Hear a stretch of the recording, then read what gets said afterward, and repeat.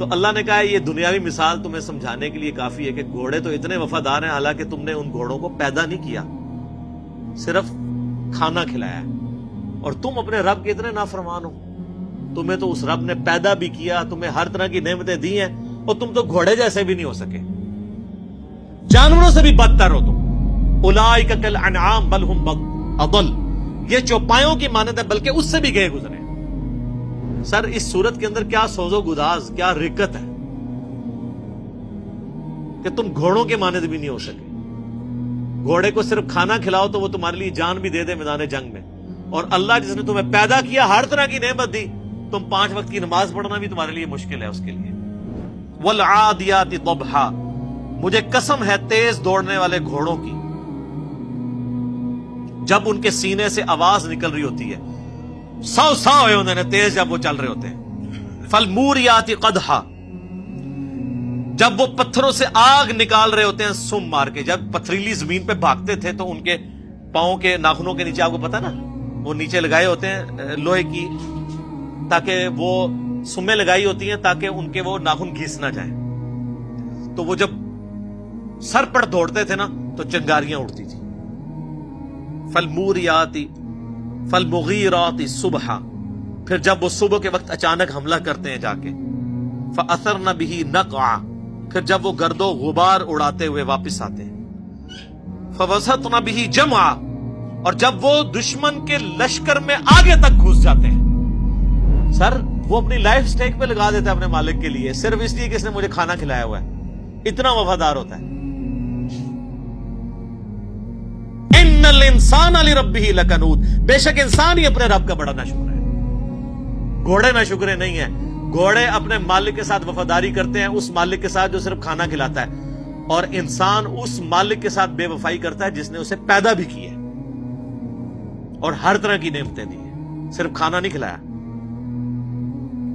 وَإِنَّهُ عَلَى ذَلِكَ لَشَهِيدٌ، اور بے شک انسان خود اس بات پر گواہ ہے کہ وہ اپنے رب کا بڑا ناشکرا ہے۔ یہ کسی کو پوچھنے کی ضرورت نہیں ہے، ہر انسان کو پتا ہے کہ میں کیا کر رہا ہوں، کسی سے سرٹیفکیٹ لینے کی ضرورت نہیں ہے۔ ہر شخص اپنے گریبان میں جھانک کے دیکھ سکتا ہے کہ میں اپنے رب کے لیے کتنی کمٹمنٹ رکھتا ہوں۔ مسلم شریف کی حدیث ہے، گناہ وہ جو تیرے دل میں کھٹکے اور تو اس بات سے ڈرے کہ لوگوں کو پتا چل جائے۔ پھر بھی لوگ مجھے آ کے مسئلے پوچھ رہے ہوتے ہیں، جناب کہ لی بھائی آپ کا کیا خیال ہے؟ میں پوچھتا ہوں جی آپ کا کیا خیال ہے؟ غلط ہی لگتا ہے، تہائی غلط ہے۔ اکثر گناہ تو آپ کو پتا ہوتے ہیں گناہ ہے، دل میں کھٹک جاتے ہیں۔ اور جامع ترمذی میں حدیث ہے، حسن بن علی کہتے ہیں کہ نبی علیہ السلام نے فرمایا تھا کہ جو چیز تمہیں شک میں ڈال دے اسے چھوڑ دو، نیکی اطمینان دیتی ہے، اور جو جھوٹ ہے وہ انسان کو شک میں مبتلا کر دیتا ہے۔ غلط کام تو خود اندر ضمیر بول کے کہتا ہے۔ مسلم شریف کی حدیث ہے کہ لیے مؤمن کے لیے ایک چھوٹا سا گناہ بھی ایسا ہے کہ اس کے سر پہ کوئی پہاڑ رکھ دے، اور منافق کے لیے بڑے سے بڑا گناہ ایسا ہی ہے کہ جیسے ناک میں مکھی بیٹھی تھی اڑا دی، اس سے زیادہ اس کو جو ہے اس کو باردر نہیں کرتا۔ اور بے شک انسان اس پر گواہ ہے۔ وَإِنَّهُ لِحُبِّ الْخَيْرِ لَشَدِيدٌ، اور بے شک مال کی محبت اس میں بہت زیادہ ہے۔ اصل چیز ہی یہی ہے سر، ساری بیماریوں کی جڑ مال ہے۔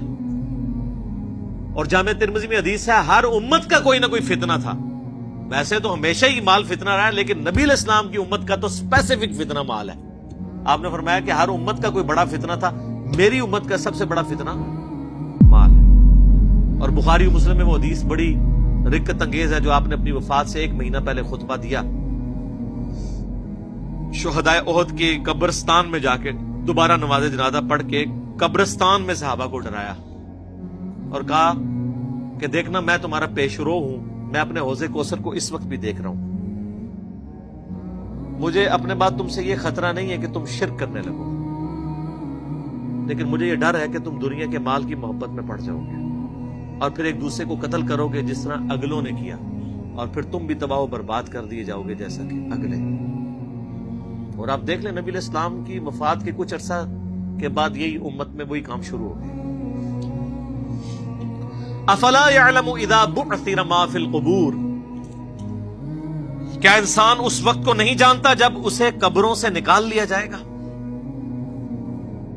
وہ چاہے قبر مٹی کی قبر ہو، چاہے وہ سمندر میں مرا ہو، چاہے وہ ایئر کریش میں ہواؤں میں اس کی راکھ بکھر گئی ہو، چاہے کسی شیر کے پیٹ میں ہے، وہ اس کی قبر وہیں بن گئی، قیامت والے دن اللہ تعالیٰ اسے زندہ کر دے گا، عالم برزخ سے قیامت میں میدان محشر میں لے آئے گا۔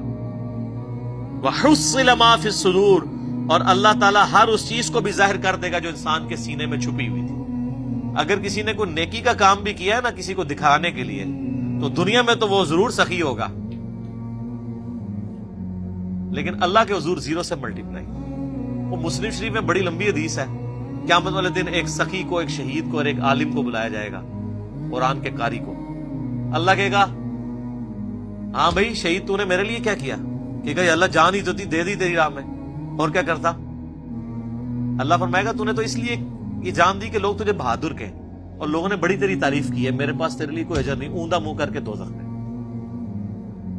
پھر سخی کو اللہ بلائے گا، کہے گا یا اللہ میں نے دیکھ کتنا کچھ تیری راہ میں خرچ کیا، میں نے تو مسجدوں میں یعنی وضو خانے کے اوپر نیم پلیٹ بھی لگوائی تھی کہ فلاں سیٹ صاحب نے وضو خانہ بنوایا، لوگوں سے پوچھ لو، یہ میں اس کی تشریح کر رہا ہوں۔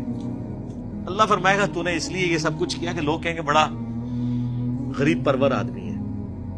یہ جتنے لوگ حرام کے پیسے کے دسترخوان چلا رہے ہیں اور ہاسپٹل بنائے ہوئے ہیں اور وہ سمجھ رہے ہیں کہ ہم اللہ کو دھوکہ دے لیں گے، نہ، یہ دنیا کو دھوکہ آپ دے سکتے ہیں۔ دنیا میں آپ کو ایک سرٹیفکیٹ بھی گورنمنٹ کی طرف مل جائے گا، جی یہ بہت اچھی این جی او ہے، ویلفیئر کے کام کر رہی ہے، اللہ کے حضور زیرو، بس یہی سرٹیفکیٹ ہے، اسی پہ آپ خوش رہیں۔ آخرت میں تو اس کا عذاب ہونے والا ہے۔ پھر اللہ قاری سے پوچھے گا قرآن کا علم دیا تھا، تو کہے گا یا اللہ میں نے قرآن کا علم کیسا پھیلایا؟ اللہ فرمائے گا تو نے اس لیے پھیلایا کہ لوگ تجھے بڑا علامہ کہیں، لوگ تجھے بڑی تعریفیں تیری کرتے تھے، بس تجھے اجر مل گیا دنیا میں۔ مجھے بتائیں یہ علماء جب سٹیجز کے اوپر بیٹھ کے اپنی موجودگی میں ان کو جب سٹیج پہ بلایا جاتا ہے اور ان کے ناموں کے ساتھ اتنی لمبی لمبی دمیں لگا رہے ہوتے ہیں اس پاس نامے پڑھنے والے، ان کو شرم نہیں آتی کہ زمین پھٹے اور اس میں گھس جائیں؟ کیا نبی صلی اللہ علیہ وسلم اس طرح کرواتے تھے یا صحابہ ایسے کرواتے تھے؟ پھر اتنے بڑے بڑے اشتہاروں کے اوپر 4 دمیں پہلے لگی ہوتی ہیں، 3 بعد میں لگی ہوتی ہیں، اور پتہ نہیں کیا کچھ لکھا ہوتا ہے، تو بس یہی ان کو ملنا ہے، آخرت میں کچھ نہیں ہے۔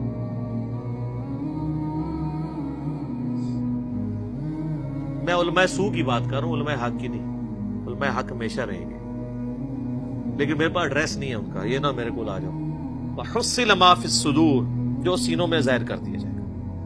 إِنَّ رَبَّهُمْ بِهِمْ يَوْمَئِذٍ لَخَبِيرٌ، بے شک تمہارا رب اس روز خوب باخبر ہوگا، یعنی اللہ تعالیٰ کو ہر چیز کی خبر ہے، اسے پتا ہے کہ میں نے اب کس کو کدھر کیا کرنا ہے۔ اس نے دنیا میں بڑے بڑے دعوے کیے تھے، لائن حاضر کریں گے کہ ہاں جی یہاں تو لوگ بڑے بڑے دعوے کرتے ہیں، کہتے ہیں ہمارے پیر صاحب جنت میں لے جائیں گے۔ اللہ کہہ رہا مجھے ہر چیز کی خبر ہے، اس دن بتا دوں گا کون کس کے ساتھ کیا ہونے والا ہے۔ اللہم اجرنا من النار، اللہم اجرنا من النار، اللہم اجرنا من النار۔